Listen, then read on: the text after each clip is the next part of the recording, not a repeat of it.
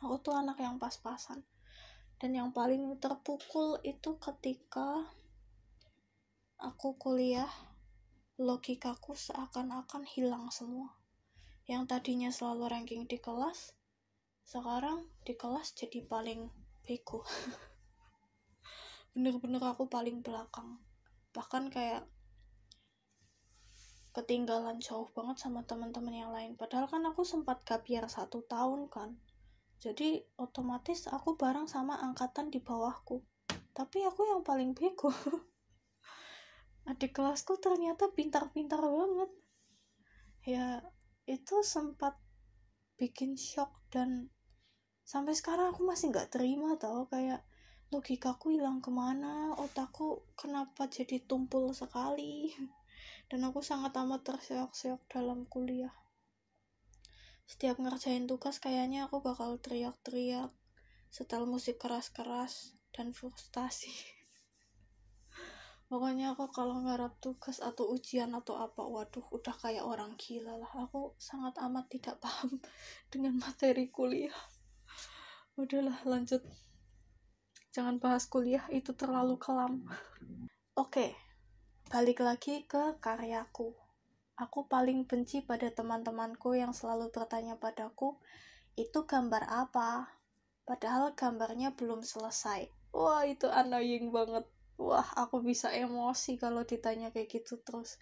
Pernah aku ditanya, itu gambar apa, itu gambar apa? Kayak satu kelas tuh berkerumun dan semua orang nanya, itu gambar apa, itu gambar apa? Sampai aku, udah gak mood. emosi kayak lagi fokus tiba-tiba di distract terus-terusan, jadi kayak hilang feel, kayak tadi mau nyoret apa jadi lupa gitu.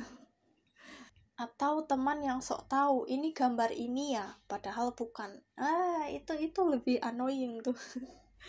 lebih ilfeel, lebih cringe. Kayak aku lagi gambar dogi tapi temanku nebak kucing, kayak no, it's not a cat, kayak itu bukan kucing Bambang. Kayak sok tahu banget sih, kayak sotoy banget gitu. Kayak apalagi aku kalau gambar tuh kan suka absurd, suka random. Jadi misal aku pertama gambar kotak, hasil akhirnya jadi dogi, itu gimana ceritanya nggak tahu. Kadang gambar ular tiba-tiba jadi galaksi. Nggak tahu gimana, emang otakku serandom itu. Makanya kalian bayangkan otak yang serandom itu harus kuliah di jurusan akuntansi yang semuanya tuh mutlak. Kalau 3.988 ya harus 3.988, tidak bisa random tiba-tiba jadi 1 miliar dari mana, nggak bisa. Jadi kalian bisa bayangkan kenapa otakku tumpul tiba-tiba. Karena kerandomanku semakin menajam, keabsurdanku juga semakin menajam, tapi analitis dan logikaku menurun drastis. Itu sudah kiamat. Kiamat bagi mahasiswa yang salah jurusan. Sebenarnya salah atau enggak sih? Mungkin salah, tapi entahlah. Kita lihat aja kalau udah wisuda gimana pendapatku.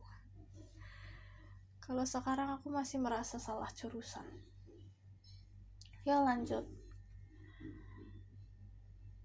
Atau orang yang menebak gambarku dan hasilnya betul 100%. Dalam kurung, terkadang aku kagum dan terkadang aku anggap itu menyebalkan. Ya, kadang aku kayak kagum. Misal kayak yang aku bilang, lagi menggambar ular tiba-tiba menjadi galaksi dan dia bisa nebak. Itu kan kayak, kok bisa dia sefrekuensi sama aku gitu loh, kayak bisa sepemikiran, gimana caranya.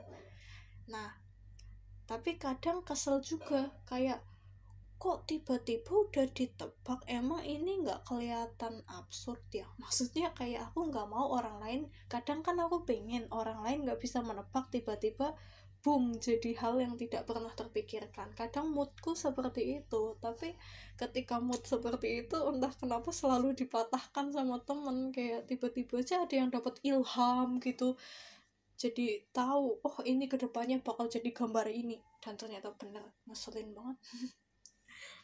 Ya emang segala sesuatu tentang egosentris kayaknya ya, terpusat ke ego. Ya emang aku kadang serandom itu sih, kadang nggak mau ditebak, kadang pengen ada yang bisa nebak dengan benar. Ya udahlah, namanya juga manusia, itu wajar. Lanjut. Ada juga yang memintaku untuk menggambarnya dan dia langsung narsis ala anak alay.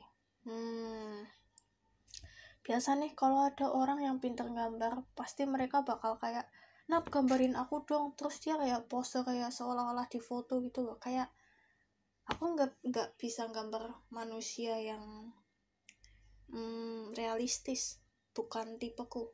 Kayak aku udah latihan banyak tapi aku nggak bisa.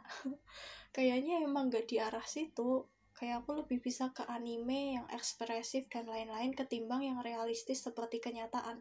Aku tuh lebih suka yang menggambar asal gitu loh, yang mengarang-mengarang. Kayak anime itu kan kayak di luar logika kan kebanyakan. Kayak masa ada manusia setengah hewan, ntar